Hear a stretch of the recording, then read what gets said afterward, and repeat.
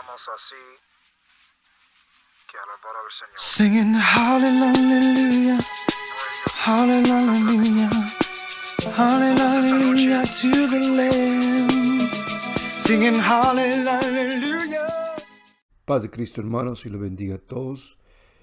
Les deseo las bendiciones del Señor, las bendiciones espirituales sobre sus vidas y las bendiciones materiales que solo el Señor puede dar. Buenas a todos, hermanos que nos escuchan, los hermanos de la congregación de Vida Nueva. Los extraño mucho, los pienso en ustedes mucho. Los esposos, Maturana, hermano Mauricio, la hermana Romané, el hermano José, la hermana Enriqueta, el hermano José Luis y la hermana Susana, pues, y Paulita, todos, hermana Lauri, hermana María, hermano Paulo, recordando también a mi tío Ulises, tía Araceli, y a hermana Marina, a todos, hermana Cheri, todos hermanos que lo extraño mucho, en nuestra congregación, hermano Bayardo, hermana Carmen, Andreita, a todos los muchachos, todos los niños, a los lacas, a los muchachos lacas, bueno, en fin, en cada uno, Joel, hermana Natalia, y pues la lista sigue, dando gracias a Dios que escucho que están bien, están acá, están escuchando la palabra de Dios, están participando, escuchando activamente las instrucciones del pastor, participando en la adoración los domingos, aunque quizás muchos de ustedes en pijamas todavía, pero bueno, por lo menos participan, y espero que algún día, muy pronto, y orando siempre al Señor, que podamos reunirnos. Espero ese día de que podamos reunirnos nuevamente como congregación,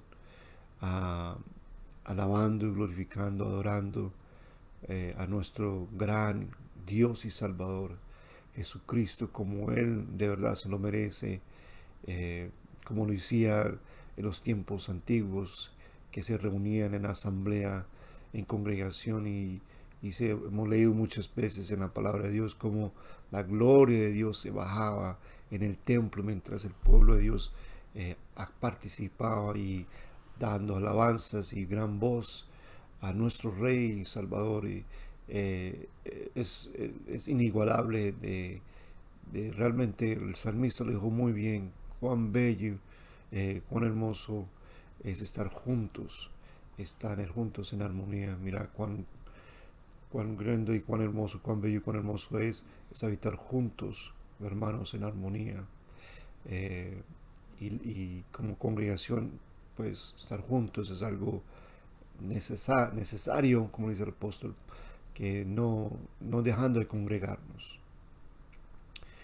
Estamos orando para que todo se abra las puertas y todo se haga conforme y podamos nuevamente reunirnos como hijos de Dios y tener algo muy especial, una ofrenda especial como congregación de Vida Nueva a nuestro Señor Jesucristo. Si no me pasa nada, yo creo que mencioné a todos los hermanos y obviamente los pastores, mi familia aquí cercano también, pero todos los hermanos que no lo he visto ya en 4 meses, bueno, lo extraño mucho. El hermano Lirio, lo extraño mucho también. Todos ustedes, hermanos, los extrañamos mucho, y no se me queda nadie. Espero que no se me quede nadie. Hermana Dora, también la amamos y esperamos que juntos nuevamente nos reunamos como iglesia, como congregación. Bueno, hermanos, y todos los hermanos, mi familia en Colombia y familiares en otros lugares, de otros estados y también de otros países, de otras congregaciones, otras ciudades, bienvenidos a esta lección que estamos haciendo. Ya estamos culminando la lección de discernimiento. Antes de entrar en la palabra, quisiera dar una oración de agradecimiento para poder que podamos entrar en esta lección de hoy. Espero que sea de mucha bendición. Ha sido bendición para mí en estudiarlo y poder presentarlos a ustedes. También un saludo, yo sé que mi hermana también escucha este mensaje. Un saludo a mi hermanita hermosa, linda en Orlando, y los niños que estuvieron aquí con nosotros.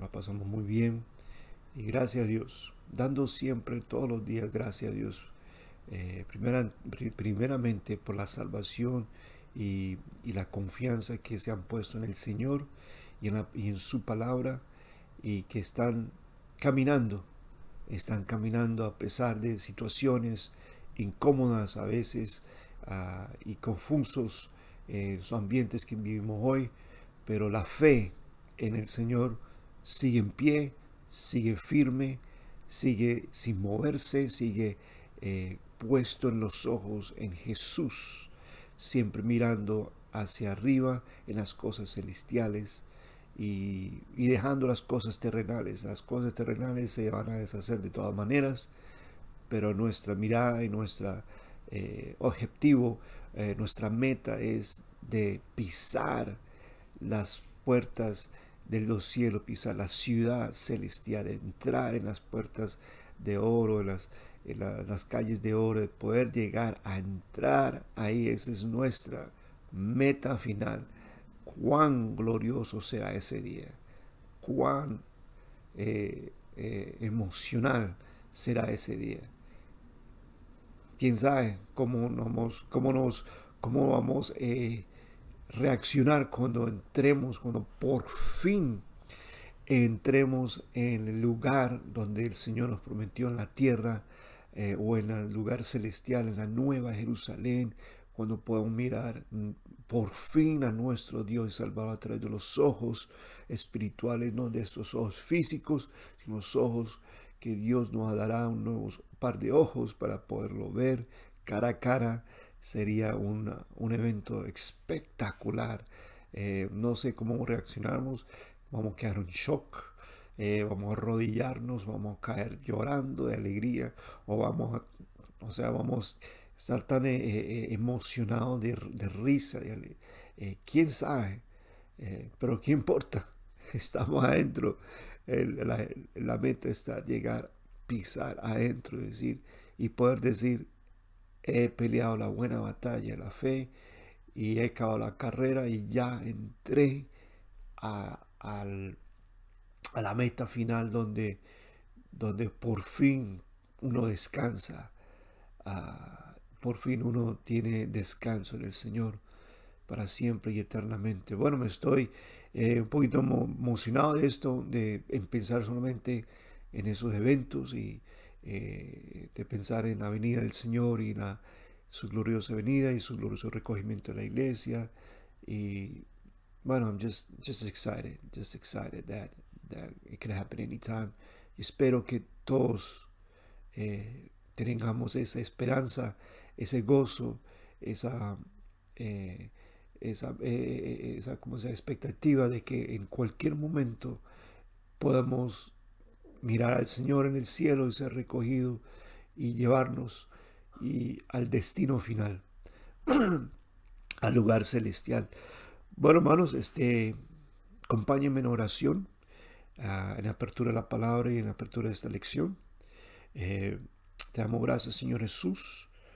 Nuevamente, Padre, te doy gracias, Señor, personalmente, y puedo hablar, Señor, de nuestra congregación. Da gracias a ti, Señor, por tu salvación, por el perdón de los pecados, por la redención. Gracias por tu palabra, que son las instrucciones firmes e inequivocadas, Señor, sin controversia, que todo está calculado y perfecto para llegar a nuestro destino final, a la cual tú nos has dado instrucciones, Señor, de donde mora la justicia, la alegría, la paz, y donde tú eres nuestro Rey de reyes y Señor de señores. Gracias, oh Cordero de Dios, por ser inmolado por nuestros pecados y resucitar con poder, dando esperanza de dándonos esperanzas de que podamos nosotros también ganar la batalla contra la muerte a través de Jesucristo. Bendice esta palabra, Señor, de hoy. Bendice a los que oyen, el que tiene oído, oiga lo que el Espíritu habla. Abra nuestros ojos del entendimiento, el corazón, Señor, para recibir y aceptar y abrazar y aplicar tu palabra en nuestra vida, Señor. Enriquezca, Señor, la vida espiritual de nuestra congregación, Señor, que pueda crecer en gracia, en tu palabra y en tu conocimiento, en el nombre de Jesús. Y todos los hermanos dicen, amén. All right, excellent. Vamos a entrar en materia. Estamos hablando de discernimiento. Nuevamente, Ezequiel 44:23. Ya tenemos como 2 meses enseñando esta lección sobre el discernimiento. 44:23 de Ezequiel dice: y enseñarán a mi pueblo a hacer diferencia entre lo santo y lo profano, y les enseñarán a discernir entre lo limpio y lo no limpio. Malaquías 3:18, otro profeta dice, 3:18, Malaquías: entonces os volveréis a discernir y discerniréis la diferencia entre el justo y el malo, entre el que sirve a Dios y el que no le sirve. Esto es muy importante en nuestras vidas, de poder diferenciar. Hay una diferencia, nuevamente, se los digo casi todos los viernes, todas las lecciones, hay una diferencia. Tiene que haber una diferencia.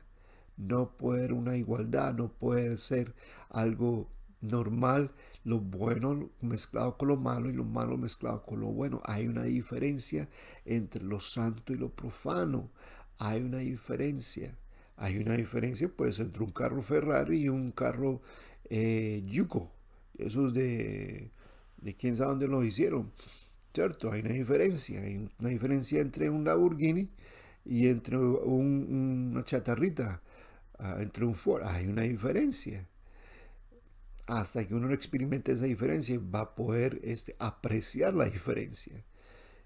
Si uno mete un carrazo, un Lamborghini, un Ferrari, y maneja por el expressway, y después maneje su carro, va a ver la diferencia, ¿cierto? Hay una gran diferencia. Entonces, así también el Señor tiene una exclusividad, una diferencia.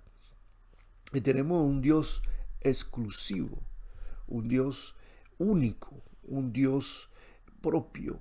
Él no representa a nadie, sino Él es representativo. Él es un Dios exclusivo, santo, apartado, alto. Por eso, es más, no es alto, sino altísimo. Es un Dios que tenemos un Dios que es inigualable. Y si tenemos un Dios que es inigualable, todos sus atributos son exclusivos. Su majestad es exclusivo. Su gloria es exclusivo. Su santidad es también exclusivo, es único. Sus palabras, su palabra, sus testimonios, su ley es exclusivo, o sea, es inigualable e incomparable. No se puede clonear, por decirlo así, no se puede imitar, no se puede hacerle, o se puede, como se dice, por eso el enemigo trata de imitarlo, pero no ha podido porque es inauténtico, es fraude, falso. Solamente lo que puede hacer es falsificar, porque no puede sacar algo genuino de él. No puede extraer, no puede copiar, no hay una copia. Es más, el Señor mismo en el profeta Isaías dice que Él no compara su gloria con nadie y Él no conoce a otro Dios. No hay otro Dios. O sea, tenemos un Dios exclusivo, único, grande. Su santidad, su gloria, su majestuosidad, sus palabras, todos sus atributos es exclusivo, y por lo tanto Él demanda que nosotros le acerquemos a Él como tal, como un Dios exclusivo, un Dios santo, un Dios que no sé, que Él merece la gloria y no merece tener parte de la gloria y la otra parte a otra persona o a otro Dios o otra identidad, sino toda la gloria, toda la honra, la sabiduría, una sabiduría exclusiva también, único, auténtico, personal, propio, inconfundible, especial y transferible.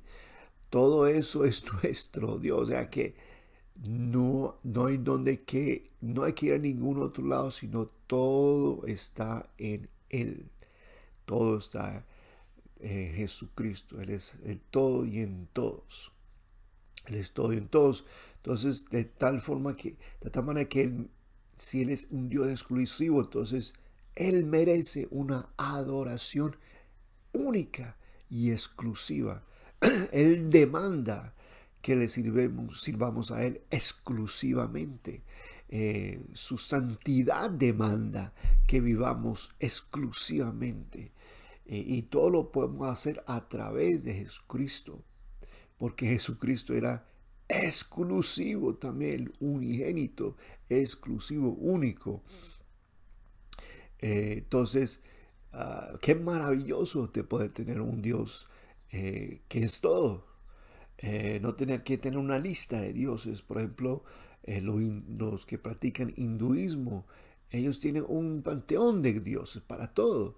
Miles de dioses, miles de templos. Y si usted va para la India y en otros países donde domina esta religión hinduismo, son dioses para todos. Es más, se han confundido o han puesto los que dicen aceptar a Jesucristo como un Dios, lo han hecho equivocadamente, porque no lo ponen a Jesucristo como el único Dios, sino que uno de los dioses en su lista.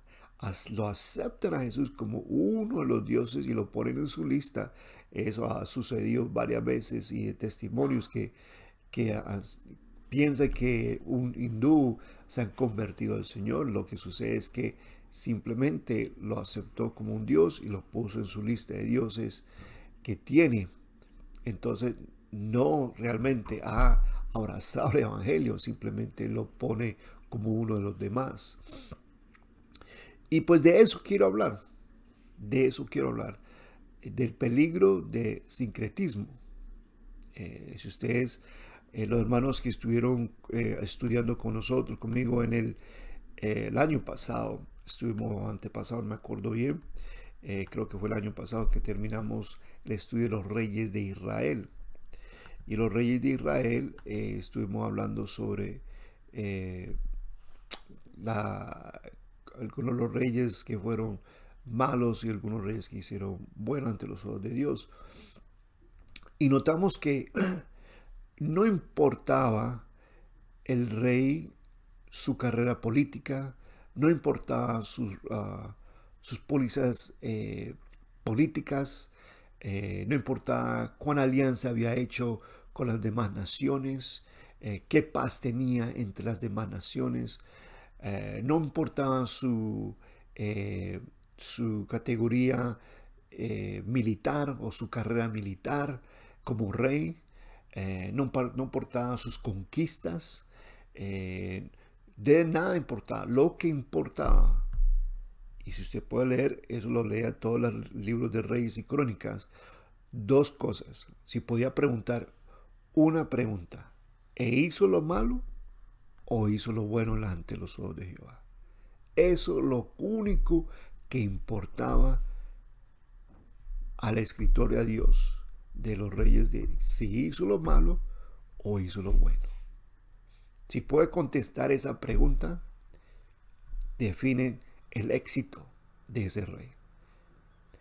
Puede ser muy destacado, como lo fue Omri, el rey Omri, muy destacado, poderoso político, se alió con otras naciones, trajo prosperidad a Israel, pero hizo lo malo delante de los ojos de Jehová. Y eso era lo único que valía. Esa era la standard. Esa era la medida. O hizo lo bueno o hizo lo malo delante de los ojos de Jehová. El resto no importaba. Hay que pensarlo en otra manera también ahora en esta dispensación del Nuevo Testamento. ¿Hicimos lo malo o hicimos lo bueno? Hay que pensarlo de esa forma. Recordando siempre, hermanos, que el Viejo Testamento es la sombra del Nuevo Testamento. El Viejo Testamento es lo físico, mientras que en el Nuevo Testamento es lo espiritual. Por ejemplo, en el Viejo Testamento hay un templo físico. En el Nuevo Testamento es el templo el templo del Espíritu, el templo espiritual. En el Viejo Testamento hay un sumo sacerdote físico. En el Nuevo Testamento pues tenemos a Jesucristo, nuestro sumo sacerdote. Es un sumo sacerdote espiritual, eterno. Las batallas que se hacían en el Viejo Testamento, ahora en el Nuevo Testamento son batallas espirituales. Entonces, por eso el nuevo y el viejo se tienen que juntar, se acomodan el uno al otro, por decirlo así. Se completan, se complementan el uno al otro. Y todo lo físico del Viejo Testamento es trasladado en lo espiritual. La adoración física que se hacía en el templo y los ritos que se hacían es ahora espiritual en el Nuevo Testamento. No se puede dejar el uno al otro, se tiene que, para entender toda el masterpiece, como se dice, la pieza maestra, la pieza importante, toda la pieza especial del Señor, tiene que poner los dos para poder apreciar la gran obra redentora del Señor que hasta el día de hoy todavía nos deja con la boca abierta, todavía nos hace llorar, todavía nos hace maravillar de la obra asombrosa, redentora de Dios con el hombre. Es una masterpiece, una pieza maestra, perfecta y especial, exclusivo, que el hombre caer en la desobediencia y después de ser sacado o echado del jardín, y el Señor hacer todo lo posible de poder regresar al hombre a donde debería estar, restaurarlo, donde debería estar en comunión con Dios. Es asombroso, y cada vez que uno puede entender más y más y entrar más, uno no puede, solamente puede decir gloria a Dios, porque no hay ninguna palabras de poder expresar a Dios de la grandeza de la obra y el amor y de su sabiduría exclusivo y maravilloso de podernos nuevamente restaurar al hombre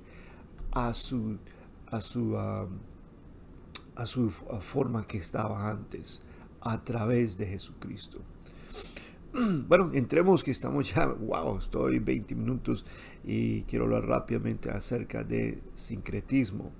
El sincretismo básicamente es cuando usted está mezclando dos ideologías o dos religiones, para hacerlo bien simplístico, mezclar dos religiones o varias religiones y ponerlos en una religión.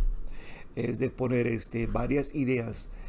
Voy a tomar esta idea, tomar esta filosofía y ponerla en una y hacerla un credo, una creencia o una fe, y poner su fe en ella.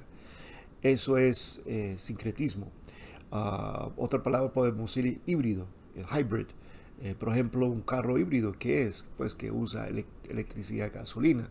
Es un carro pues confundido, usa electricidad y gasolina. Entonces, digo yo, es un carro confundido porque no sabe, me imagino, no sé cuándo es que se usa gasolina o cuándo se usa electricidad. Cuando se mezclan dos elementos, por ejemplo, dos plantas, se mezclan. Había una hybrid, ¿dónde estaba eso? No me acuerdo qué planta.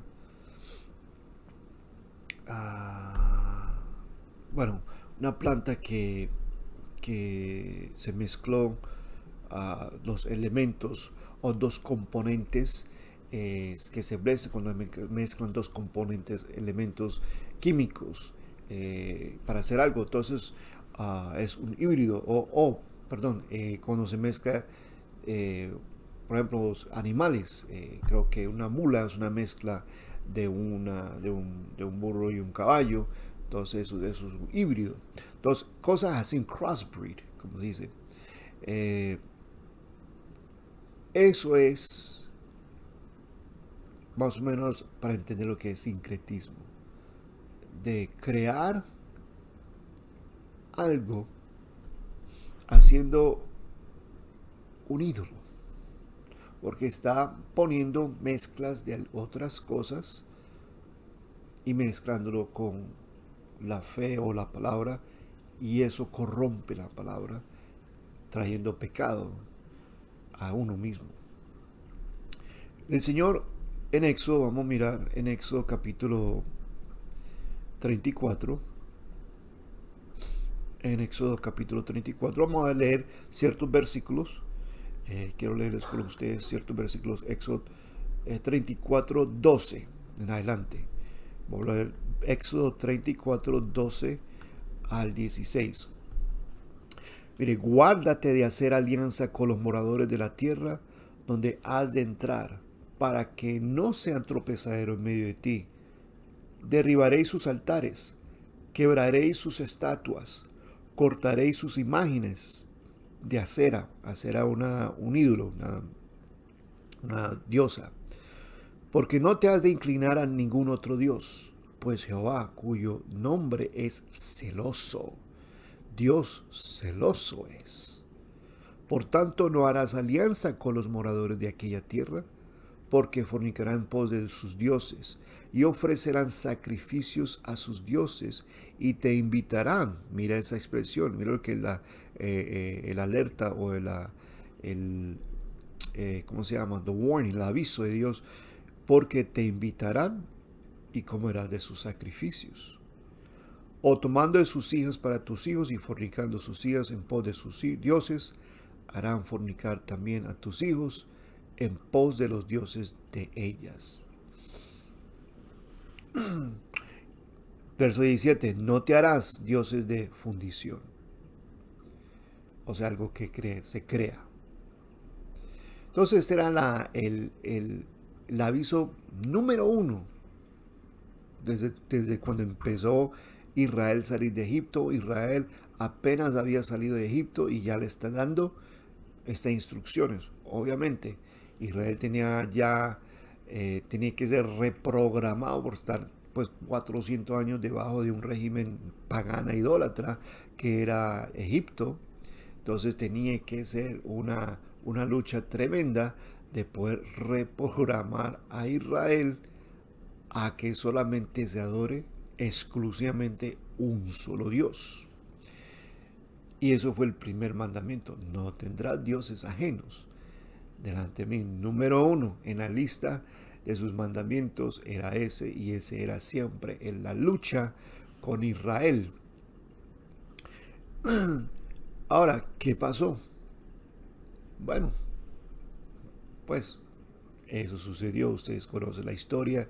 A través de la historia, cómo Israel siempre luchó de poder mantener esa integridad de la exclusividad de Dios y no mezclar ideas, ideologías de otras creencias paganas y mezclarlo con la creencia divina, o mezclarlo con las palabras de Dios, y ahí cometieron pecado y cometieron sincretismo. Hay en el libro de Reyes, en el capítulo 17, el libro de Reyes, está capítulo 12 de Primera de Reyes, está la historia de Jeroboam, que los hermanos que participaron estuvieron los viernes conmigo el año pasado acerca del estudio de Jeroboam, de los reyes de Israel, un estudio bastante extenso y bien detallado, estudiamos sobre el libro de Jeroboam.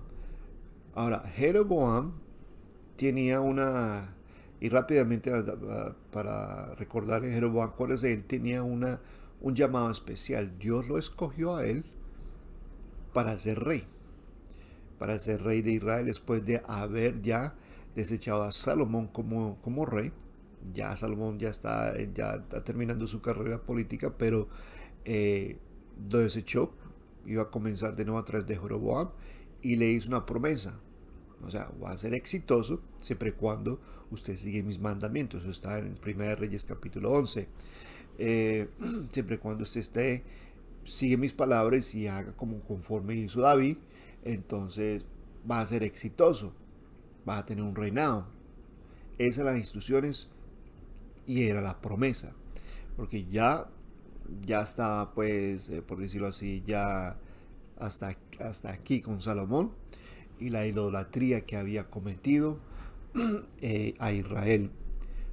Pero Jeroboam no escuchó el mensaje de Dios o no lo tomó en serio y prefirió, vamos a decirlo así, prefirió defender su carrera política como rey.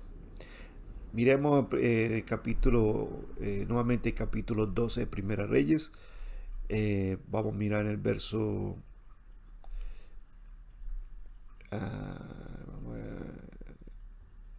verso 25.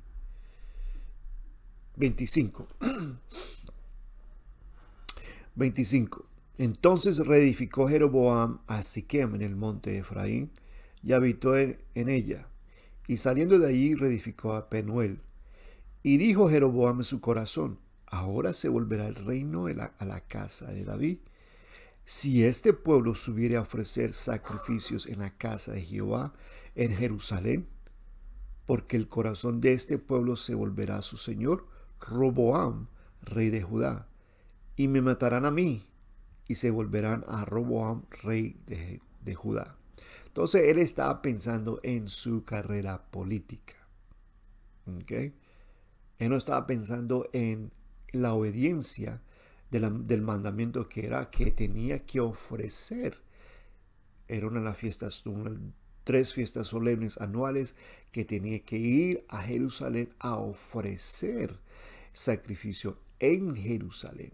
Ese era el mandamiento de Dios. Pero en vez de obedecer al mandamiento de Dios, obedeció su corazón, o obedeció su ego, obedeció su egoísmo de ser rey, su carrera política. Y miren lo que hizo, verso 28. Y habiendo tenido consejo hizo, y eso es muy, muy curioso, o sea que hizo una reunión con su gabinete.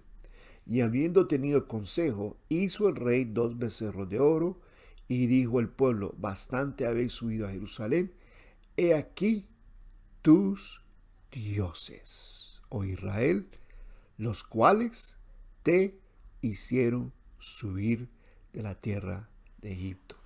Ok, aquí hay un sinnúmero de infracciones y violaciones de la ley, y comenzando con la violación, o sea, profanó. Aquí quitó la exclusividad de Dios, que es único, poniendo a Israel que hay varios dioses. Segundo, puso una buena idea de la comodidad o la conveniencia de los que tenían que viajar hasta Jerusalén, particularmente los del norte, que vivían hacia la parte del norte de Israel, tenían que viajar, y a veces él nos puso quizás la idea que el viaje es un poquito incómodo, un poquito innecesario. Puedes ahorrar tiempo, y hizo 2 altares o 2 centros de adoración paganos falsos en Dan y en Betel para como conveniencia, convenience. Y otro es que profanó de que estos dioses, y ustedes pueden leer que instituyó perdón, sacerdotes que no eran levitas, instituyó sus propias fiestas solemnes, etcétera, etcétera. Eso es bien extenso, eso es ya otra lección de quizás un mes de poder sacarle jugo, por decirlo así. Pero hablando por encima, entonces instituyó una religión falsa, mezclado con lo de Dios y mezclado con otras cosas, otras ideologías o conveniencias. Y lo que dice es que estos dioses son los que te sacaron de Egipto. Y el pueblo tan sonso, pues qué pena decirlo así, cayeron en esa trampa. Cayeron en esa trampa de... No pudieron discernir. Del momento que Jeroboam dijo, estos son sus dioses, hubieran dicho, buen momentico, ¿dioses? ¿Plural? No, yo no. El Señor ha dicho que oye Israel, Jehová nuestro Dios, Jehová uno es. Entonces Jeroboam viene a mí con decir en sus pólizas políticas que hay varios dioses. No, Señor. Israel hubiera dicho, el pueblo por lo menos hubiera demostrado sin un buen número, se había escrito una historia que rechazaron eso y se fueron para Jerusalén o para el sur, donde por lo menos se podría adorar correctamente en Jerusalén o apropiadamente como lo manda Dios.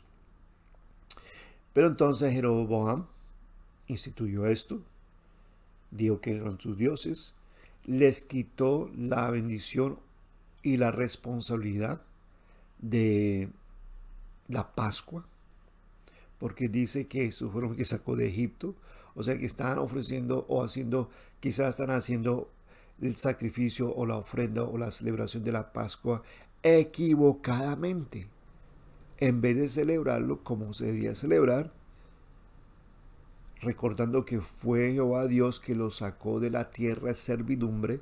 Ahora Jeroboam le está predicando, le está haciendo una póliza, una reforma religiosa, que estos becerros de oros son los que te sacaron de Egipto. Entonces vamos a hacerle un homenaje a ellos y darle gracias a estos becerros de oro por sacarnos de Egipto. Doesn't make sense, right? A uno en este, o sea, mirándolo de esa perspectiva, uno piensa, wow, Israel, ¿qué pasó? Bueno, pasó es que se dejaron mezclar, se dejó mezclar y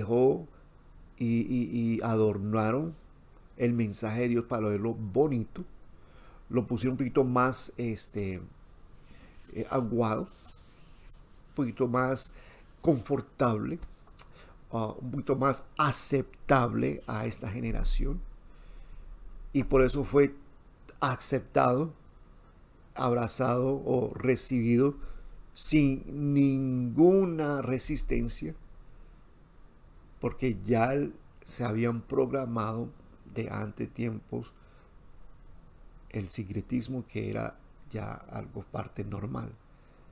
Y eso es lo que yo quiero llegar, hermanos. No es normal.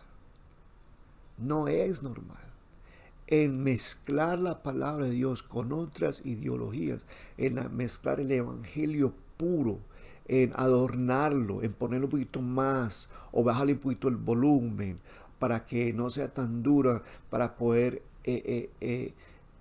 pues ganar más personas, para poder llegar a más. Vamos a bajarle un poquito el volumen, o por decirlo así, vamos a predicarlo un poquito más amoroso, vamos a presentar a Dios amoroso en vez de un Dios juez o un Dios de juicio. Vamos a ponerle un Dios más amoroso, más aceptable, para poder alcanzar muchas personas. Pero no, estamos haciendo pecar, como hizo Jeroboam, el que hizo pecar a Israel. De aquí en adelante, Jeroboam es reconocido a través de la historia de Israel, a través de la historia de los reyes de Israel. Jeroboam es reconocido como el que hizo pecar a Israel. Eso está en todos los libros de Crónicas y Reyes. Después de esta historia, de aquí en adelante, Él no es reconocido como simplemente el que hizo pecar a Israel. Qué triste esa etiqueta. Ya después de muerto, 200, 300, 400 años después, todavía están hablando de Jeroboam, el que hizo pecar a Israel. La cosa se pone peor. Vamos a Segunda de Reyes 17. Vamos a Segunda de Reyes 17.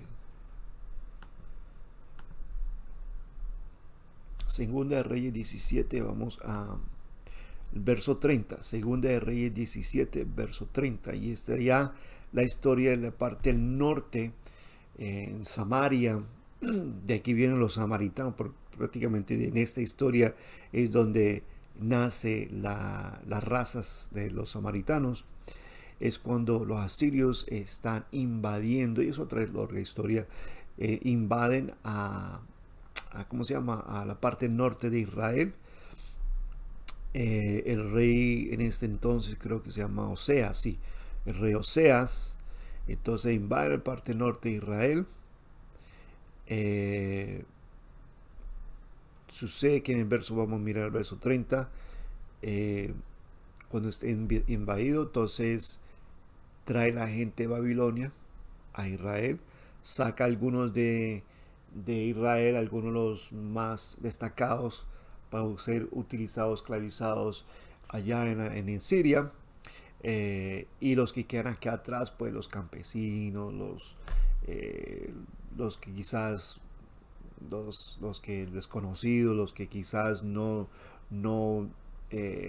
son usados, o no se puede ser usados para las reformas o para las agendas de los asirios y de los babilonios. Entonces traen gente de allá y los pone acá en la parte norte. Entonces estamos, vea.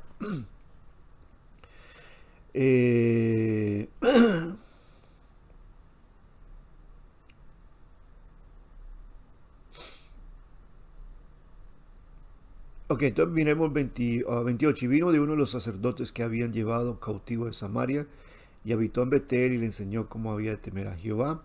Pero cada nación se hizo sus dioses, y los pusieron en los templos de los lugares altos que habían hecho los de Samaria, y cada nación en su ciudad donde habitaba. Los de Babilonia hicieron a Sucot-Benot, los de Cuta hicieron a Nergal, los de Amar hicieron a Sima, los de Abeos hicieron Nibhaz y a Tartak, los de Sepharvaim quemaban sus hijos en el fuego para adorar a Adrimelech y a Anamelech, dioses de Sepharvaim. Vea esto el 32. Temían a Jehová e hicieron del bajo pueblo sacerdotes de los lugares altos, que sacrificaban para ellos en los templos de los lugares altos.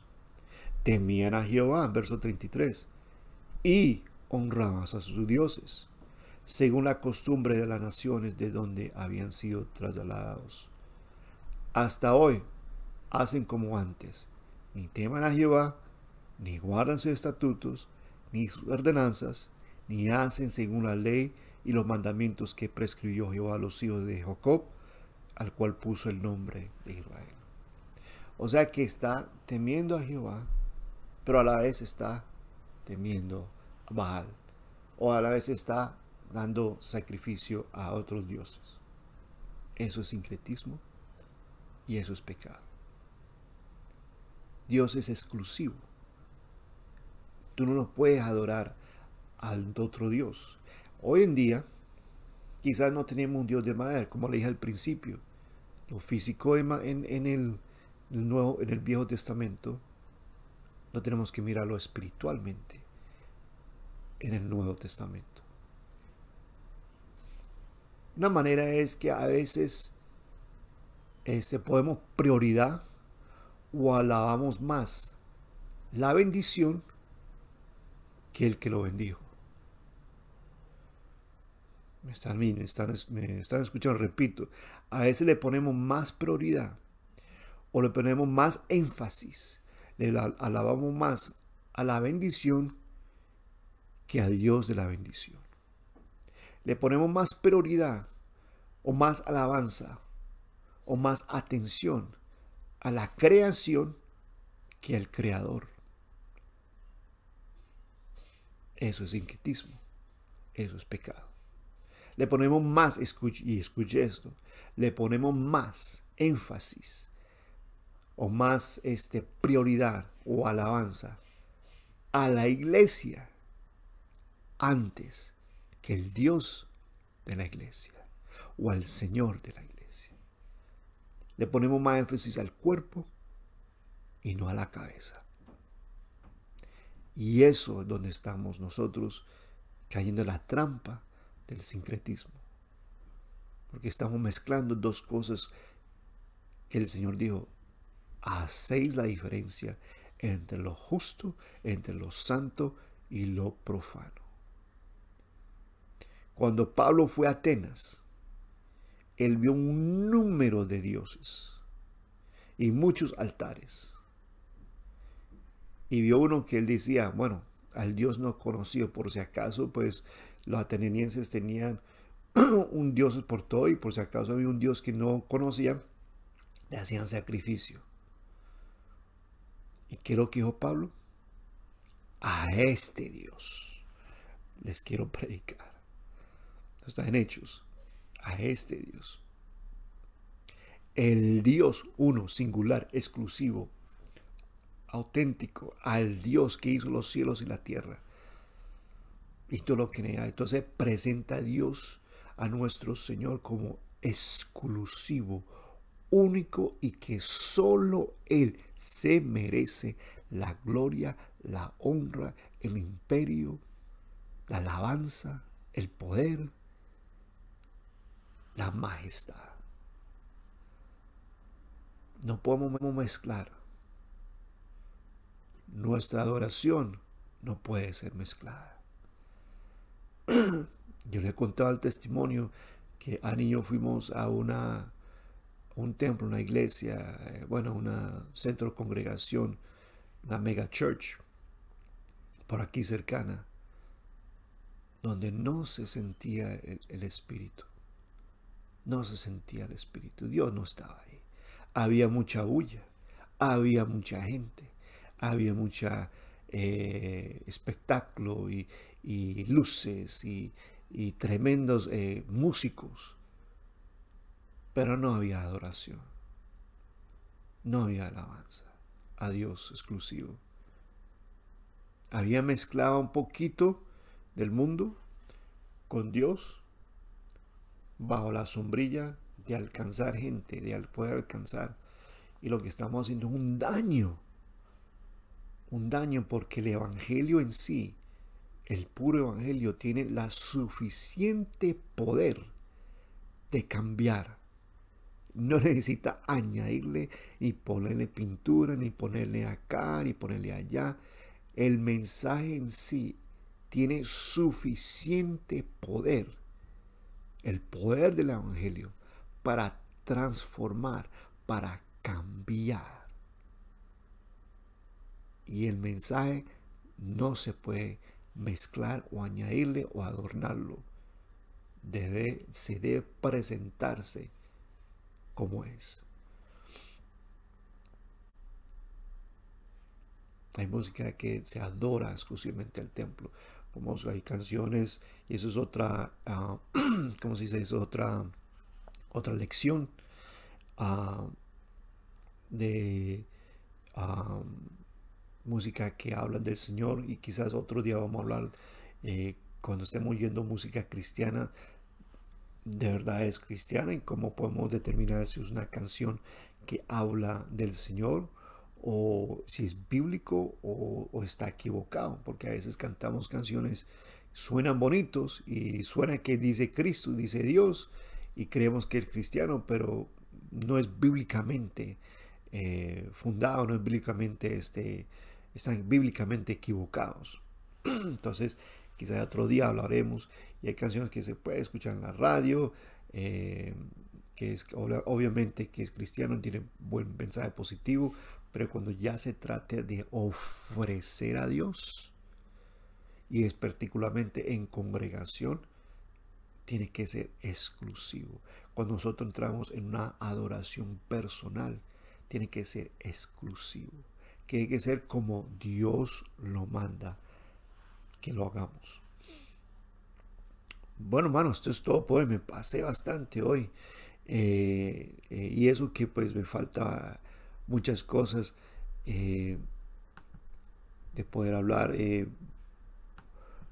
Bueno, y hermanos, pues siempre diciendo, hermano, que si es posible, si tiene alguna pregunta, alguna necesidad de claridad, pues llame o deje un mensaje, ¿cómo se llama? Un comentario. Nos invitamos siempre los domingos que comparte con nosotros, perdón, que comparte con nosotros a través de Facebook, en la adoración, alabanza a nuestro Dios que es exclusivo. Hay uno en el trono, uno sentado en ese trono, y a Él sea la gloria, la honra, el poder, el señorío, la sabiduría, todo es de Él. Nosotros simplemente somos vasos. Él es el tesoro.